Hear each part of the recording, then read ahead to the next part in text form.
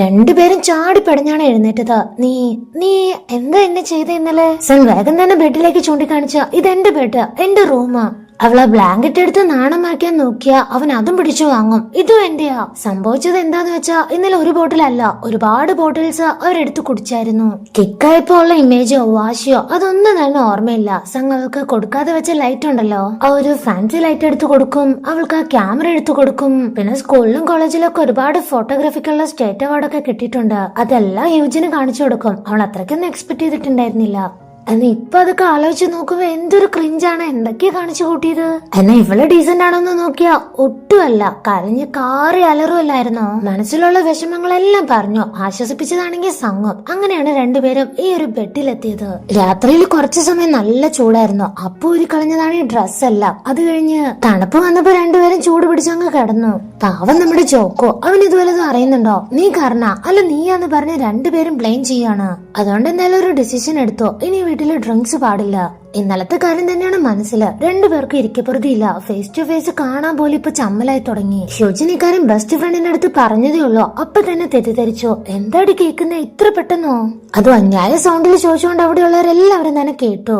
അയ്യ, നീ വിചാരിക്കും പോലെ ഒന്നുമല്ല, ജസ്റ്റ് കിടന്ന് ഉറങ്ങിയെന്നുള്ളൂ, അത്ര മാത്രം. അത് കേൾക്കുമ്പോ ഇവൾക്ക് നല്ല ക്യൂരിയോസിറ്റി ആയി. എങ്ങനെയുണ്ടായിരുന്നു, കൊള്ളാവോ?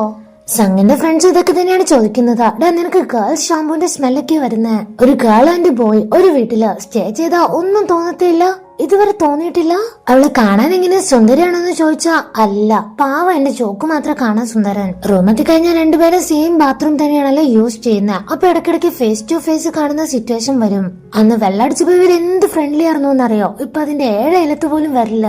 സംഗീപ് അവനെ തന്നെ മോട്ടിവേറ്റ് ചെയ്യാൻ നോക്കുകയാണ്. ഇതൊക്കെ സിമ്പിൾ ആയി കണ്ടാ പോരെ, എന്തിനിങ്ങനെ ആലോചിച്ച് കാട് കയറുന്നേ? പക്ഷെ കൺമുന്നിലാണെങ്കിൽ ഇതൊക്കെയല്ലേ കാണുന്നേ, പിന്നെ എങ്ങനെ നന്നാവും? അവളുടെ പ്രസൻസ്, ഇടയ്ക്കിടയ്ക്കുള്ള ടച്ച്, ഇപ്പൊ എന്തോ അവളെ കാണാൻ നല്ല ഭംഗിയുള്ളതുപോലെ അവന് തോന്നുകയാണ്. അവൻ ഇച്ചിരി നേരം അവളെ തന്നെ മെൽറ്റ് ആയിട്ട് ഇങ്ങനെ നോക്കി നിൽക്കും. ഡാ, എന്ത് പറ്റിയെന്ന് അവള് തിരിച്ചു ചോദിച്ചാ അവനിപ്പോ എന്ത് പറയാനാ? അതുകൊണ്ട് എന്തൊക്കെയോ പറഞ്ഞു മാറിപ്പോവും. പക്ഷെ ഇടയ്ക്കിടയ്ക്ക് അവള് ശ്രദ്ധിച്ചു തുടങ്ങി. സ്ട്രോങ് ആംസ്, ക്യൂട്ട് ആയിട്ടുള്ള സ്മൈല്, ലുക്കിംഗ്, സ്റ്റൈല്. ഒരാളെ ഉറപ്പാ ഇവർക്കിടയിൽ എന്തോ ഒരു കെമിസ്ട്രി വർക്ക്ഔട്ട് ആവുന്നുണ്ട്.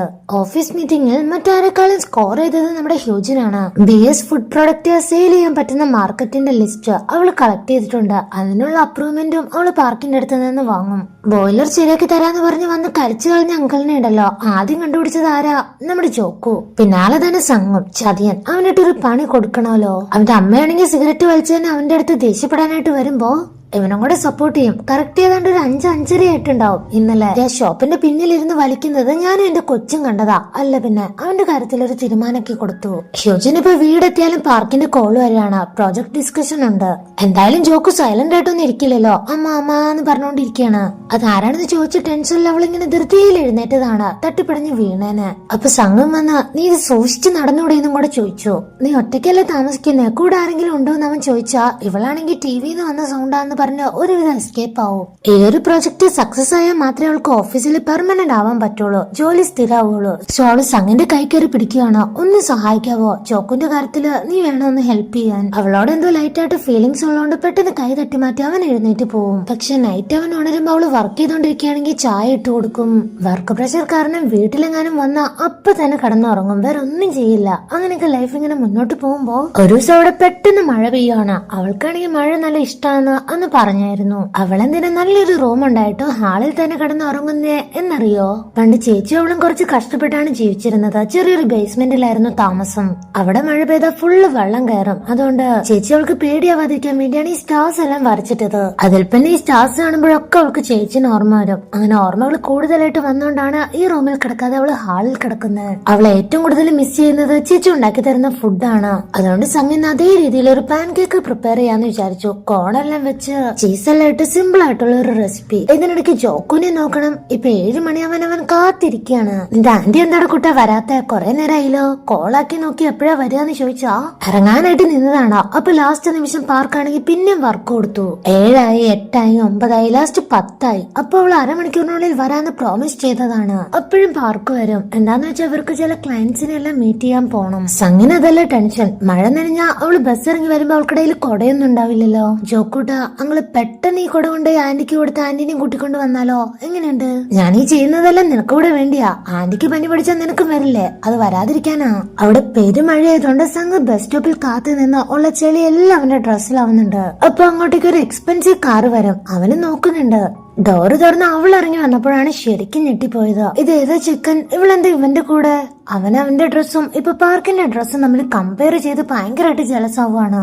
അത് മാത്രല്ല പാർക്ക് നനഞ്ഞ് അവന്റെ കുട അവൾക്ക് കൊടുത്തിട്ട് പോകുന്നത് കാണുമ്പോ ശരിക്കും ഷോക്കായി പോയി. ഹ്യൂജൻ ഇതൊന്നും അറിയാതെ നടന്നു വരുമ്പോഴാണ് ദേ സംഘം നിൽക്കുന്നു, കയ്യിലൊരു എക്സ്ട്രാ കുടയും. അവനാണെങ്കിൽ ഒരു വാക്ക് പോലും മിണ്ടിയില്ല, പിണങ്ങിപ്പോയി. ഹ്യൂജനാണെങ്കിൽ പിന്നാലെ, എന്നെയാണ് നീ കാത്തിരുന്നേ? പക്ഷെ എന്റെ അടുത്ത് പറഞ്ഞില്ലല്ലോ. നീ വലിയ കാറിലൊക്കെ വരുന്നേ, നിനക്ക് കൊട തരാനൊക്കെ ആൾക്കാരുണ്ടെന്ന് നീ എന്റെ അടുത്തും പറഞ്ഞില്ലല്ലോ. വീടത്തെ ഉടനെ അവൻ ഭയങ്കരമായിട്ട് പിണങ്ങി ഡോറാണെങ്കിൽ വലിച്ചടയ്ക്കും. അവൾക്കാണെങ്കിൽ സങ്കടവും വരുന്നുണ്ട്, സെയിം ടൈം തന്നെ നല്ല വിശപ്പും വരുന്നുണ്ട്. ഇവനാണെങ്കിൽ നല്ല പാൻ കേക്ക് ഒക്കെ ഉണ്ടാക്കിയിരിക്കുന്നു.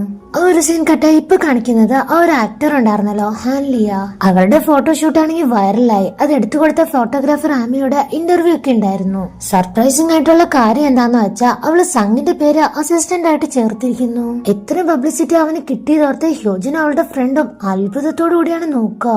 വീട്ടിലേക്ക് ആ ഒരു മാഗസിനും കൂടെ കൊണ്ടുവന്നിട്ടുണ്ട്. ചോക്കുമോനെ, നിന്റെ അങ്കിൾ വിചാരിച്ച പോലെ ഒന്നും അല്ലാട്ടോ, നല്ല ടാലന്റ് ഉണ്ട്. പെട്ടെന്ന് ഒരു അൺനോൺ നമ്പറിൽ നിന്ന് കോള് വരും. അത് എടുക്കുമ്പോ തന്നെ അവന് മനസ്സിലായി അത് ആമിയുടെ കോളാണ്. നിന്റെ അടുത്ത് ക്യാമറ ഉണ്ടോ? ഞാനൊരു ലൊക്കേഷൻ അയക്കാം, നീ ഫ്രീ ആണെങ്കിൽ വാ. അധികം സംസാരിച്ചൊന്നുമില്ല, കോള് കട്ടായി. ഞാനൊന്നും പോകുന്നില്ല, എന്റെ അടുത്ത് ക്യാമറ ഒന്നും നല്ലതില്ലെന്ന് പറയുമ്പോ, ആര് പറഞ്ഞു ക്യാം ഇല്ലെന്ന്? നിന്റെ റൂമിലൊരു ക്യാമറ ഇല്ലേ? ചേട്ടൻ ബർത്ത്ഡേ ഗിഫ്റ്റ് ആയിട്ട് തന്ന. നാച്ചുറൽ ടാലന്റ് ഉള്ളതാണ് നിനക്ക്, നീ ഒന്ന് പോയി ട്രൈ ചെയ്ത് നോക്ക, ബാക്കിയൊക്കെ നമുക്ക് നോക്കാം. അവൾ ഇത്രയധികം ഫോഴ്സ് ചെയ്യാൻ കാരണം അന്ന് ഡ്രിങ്ക്സ് കഴിച്ചപ്പോ ആ ക്യാമറ, അതിനോട് അവനുള്ള അറ്റാച്ച്മെന്റ്, ഫോട്ടോഗ്രാഫിയിലുള്ള അവന്റെ പാഷൻ, അതെല്ലാം തന്നെ അവളുടെ അടുത്ത് ഷെയർ ആക്കിയായിരുന്നു. എന്ത് സംഭവിച്ചാലും മൂവ് ഓൺ ചെയ്യാൻ പഠിക്കണം. അതിനിപ്പോ ഫുൾ സപ്പോർട്ട് കൊടുത്ത് കൂടെ നിൽക്കുന്നത് ഹ്യൂജനാണ്. അവന് ആലോചിച്ചു നോക്കും, ചില കാര്യങ്ങൾ അവസാനത്തോടെ അടുക്കുമ്പോ മാത്രമേ നമുക്ക് തന്നെ ഒരു ക്ലാരിറ്റി വരൂ. അതാരുടെയും കുഴപ്പമൊന്നുമല്ല. അത് ആലോചിച്ചു നോക്കി അവനെടുത്ത തീരുമാനം ആദ്യം അവളെ തന്നെയാണ് വിളിച്ചറിയിക്കുന്നത്. നീ എന്തായാലും പോവാൻ തീരുമാനിച്ചത് നന്നായി. ഞാൻ എന്തായാലും ഉറപ്പായിട്ട് ഇന്ന് നേരത്തെ വന്നിരിക്കും. വാക്ക് കൊടുത്തതാണ്, പക്ഷെ എന്ത് ചെയ്യാം, പാർക്ക് വിട്ടില്ല. ആ ക്ലയൻസ് ഒക്കെ ഇന്നും മടങ്ങിപ്പോവും. അതിനു മുമ്പ് ലാസ്റ്റ് ആയിട്ട് അവരെ കണ്ട് ഒന്നും കൂടെ കൺവിൻസ് ചെയ്യാൻ വേണ്ടിയിട്ടാണ് ഇവർ രണ്ടുപേരും പോകുന്നത്. അതുകൊണ്ട് ഒരു എയർപോർട്ടിന്റെ സൈഡിലുള്ള ഹോട്ടലിൽ റൂം എടുത്തു. ഷുജിനിപ്പോ നല്ല വിഷമമുണ്ട്. അവള് വിചാരിച്ച പോലെ കാര്യങ്ങളൊന്നും നടന്നില്ലല്ലോ, ഇനി എന്ത് ചെയ്യും? സംഘാണെങ്കിൽ ജോക്കുനോടാണ് അഭിപ്രായം ചോദിക്കുക. നീ റെഡിയാണോന്ന് ചോദിച്ചാ, അതെ, അവനെ ക്യാരി ചെയ്യാൻ വേണ്ടി ഒരു ബാഗ് ഒക്കെ ഉണ്ടല്ലോ, അതൊക്കെ എടുത്ത് ഇവൻ സെറ്റായി. കുഴപ്പമില്ല എന്നാണ് വിചാരിച്ചത്. പക്ഷെ ജോക്കു എപ്പോഴും കൊണ്ടുപോയി നടക്കുന്ന ഒരു ബണ്ണി ടോളുണ്ട്, അതില്ലാതെ അവന് പറ്റില്ല. ഇപ്പൊ കുഞ്ഞു കടന്ന് കരയാൻ തുടങ്ങി. അവന്റെ കഷ്ടകാലത്തിന് ആ ഡോൾ എടുക്കാൻ മറന്നു. ശരി, ഈ ചോക്ലേറ്റ് ഡ്രിങ്ക്സ് എല്ലാം കൊടുത്തൊന്ന് സമാധാനിപ്പിക്കാന്ന് നോക്കിയാ അതാണെങ്കിൽ അവന്റെ ഷൂലൊഴിക്കും. കുറച്ചേരം കഴിഞ്ഞ് കരച്ചിലൊക്കെ നിന്നപ്പോ അവൻ ജോക്കുവിനെ സേഫ് ആയിട്ട് ഒരിടത്ത് ഇരുത്തി അവന്റെ വർക്കിൽ ഫോക്കസ് ചെയ്യാൻ തുടങ്ങി. ഒരു ഫോട്ടോഗ്രാഫറുടെ ഡ്രീം പ്ലേസ് പോലെയാണ് ആ ഒരു സ്ഥലമുള്ളത്.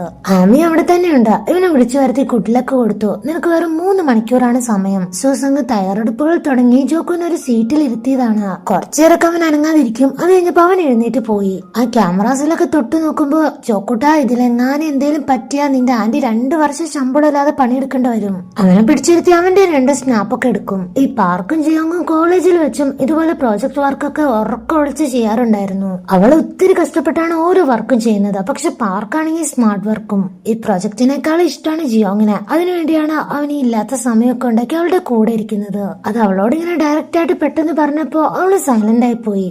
ഇതിനിടയ്ക്ക് ഒരു പ്രശ്നം വരുവാണ്. ചോക്കു അവിടെയുള്ള ഒരു ടേബിള് തട്ടിയിട്ടു. അവന് ചെറുതായിട്ട് പരിക്കേറ്റിട്ടുണ്ട്.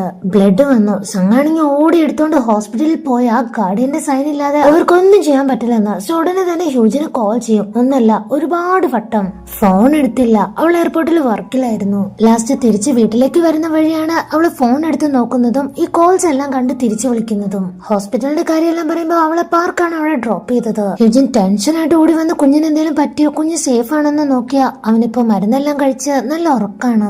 എന്ത് പറ്റിയെന്ന് ചോദിച്ചാൽ സംഘം അതൊന്നും പറയാനുള്ള മാനസികാവസ്ഥയിലല്ല. കാരണം കുഞ്ഞിനേക്കാൾ പേടിച്ചത് അവനായിരുന്നു. ടെൻഷനായിട്ട് ഉള്ളിലുള്ള ദേഷ്യം മൊത്തം പുറത്തു വരും. ഗാർഡിയൻ ഇല്ലാതെ ട്രീറ്റ്മെന്റ് കൊടുക്കില്ല എന്ന് ഹോസ്പിറ്റലുകാർ പറഞ്ഞായിരുന്നെങ്കിൽ കുഞ്ഞിന്റെ അവസ്ഥ എന്തായേനെ? അവള് വർക്കുണ്ടെന്നുള്ള ഒരു സില്ലി റീസൺ പറയുമ്പോ നിനക്ക് നിന്റെ ലൈഫിൽ തന്നെ ഒരു റെസ്പോൺസിബിൾ ആവാൻ കഴിയുന്നില്ല. അവൻ ഇച്ചിരി കടുത്താണ് സംസാരിക്കുന്നത്. ഹ്യൂജനാണെങ്കിൽ ഒന്നും പറയാൻ വോയിസ് ഇല്ല. അതിന്റെ ഇടയിൽ കൂടെ ഒരു കുഞ്ഞിനെയും കൂടെ വലിച്ചിട്ടു. നീ ഒരു പേരന്റ് തന്നെയാണോ? ഇപ്പൊ ഡോക്ടർ വന്ന് 2 പേരെ വിളിപ്പിച്ചു. പഠിപ്പിച്ചിരിക്കുകയാണ്. കുഞ്ഞിന്റെ സ്ലീപ്പിംഗ് പാറ്റേൺ ചോദിച്ചാൽ അവൾക്കറിയില്ല. കുഞ്ഞ് പകല് കിടന്ന് കരയാറുണ്ടോ, ഫുഡ് കഴിക്കാൻ മടിയുണ്ടോ തുടങ്ങി എന്തൊക്കെ ചോദിച്ചാലും അവൾക്കൊന്നും അറിയില്ല. പക്ഷെ ഗാർഡിയനാണ്, സംഘാണ് പറയുന്നത് കുഞ്ഞ് പതിവിലും നേരത്തെ അരമണിക്കൂർ മുന്നെങ്കിലും എഴുന്നേക്കാറുണ്ട് ഡോക്ടർ. എഴുന്നേറ്റ് ഉടനെ തന്നെ ഒരു 10 മിനിറ്റ് കരയാറുണ്ട് തുടങ്ങിയ എല്ലാ ഡീറ്റെയിൽസും അവൻ പറയും. ശരിക്കും എന്താ ജോക്കുവിന് പറ്റിയെന്ന് വെച്ചാൽ അന്ന് അച്ഛന്റെ അമ്മയുടെ കാർ ആക്സിഡന്റ് നടന്നപ്പോ അവനും ഉണ്ടായിരുന്നല്ലോ. അതുകൊണ്ട് ജോക്കുവിന്റെ മെന്റൽ സ്റ്റേറ്റ് അത്ര സ്റ്റെബിലിറ്റി ഇല്ല. വേരിയേഷൻസ് കാണിക്കും. പ്രത്യേകിച്ച് അവരിങ്ങനെ എല്ലാം കേട്ടും കണ്ടും പഠിച്ചു വരുന്ന ഒരു പ്രായമല്ലേ. നല്ല കെയർ കൊടുക്കണം, അല്ലെങ്കിൽ ഫ്യൂച്ചറിൽ അവന് തന്നെ പ്രശ്നം ഉണ്ടാവും.